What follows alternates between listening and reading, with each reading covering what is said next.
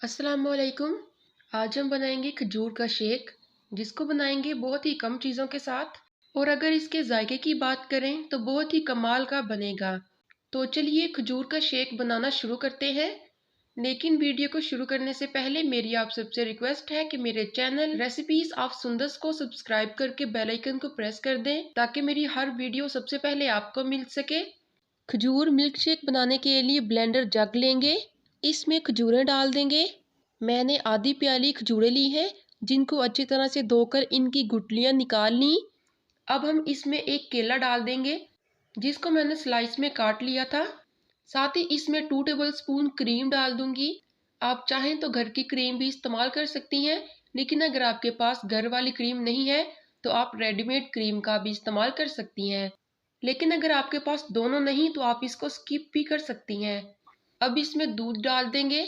मैंने आधा किलो दूध लिया है, लेकिन मैं सारा नहीं डालूंगी, पहले तकरीबन आधा कप दूध डालूंगी।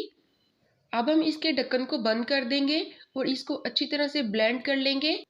आपने इतना ब्लेंड करना है कि खजूरें अच्छी तरह से ब्लेंड हो जाएं और दूध के साथ मिक्स हो जाएं।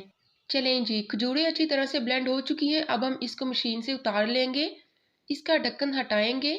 आप देख सकते हैं कि खजूरें मिक्स हो चुकी हैं। अब जो बाकी का दूध बच गया था वो भी हम इसमें डाल देंगे।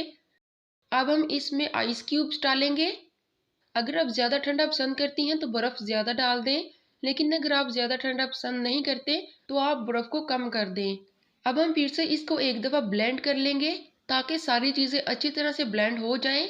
मैंने तकरीबन मज़ीद 1 मिनट तक इसको ब्लेंड किया है, तो ये अच्छी तरह से ब्लेंड हो चुका है। अब हम इसको निकाल लेंगे। एक गिलास लेंगे, इसमें हम शेक को डाल देंगे। बहुत ही मज़ेदार और सादा बनने वाला खजूर का शेक तैयार है। ऐसा शेक आपने पहले कभी नहीं पिया होगा। उम्मीद करती हूँ कि आपको वीडियो अच्छी लगी होगी। अगर वीडियो अच्छी लगी तो मेरी वीडियो को लाइक ज़रूर कीजिएगा और मेरे चैनल रेसिपीज ऑफ सुंदर्स को सब्सक्राइब करके बेल आइकन को प्रेस कर दें। मिलते हैं एक और नई वीडियो के साथ, तब तक के लिए मुझे दें इजाज़त। अल्लाह हाफिज़।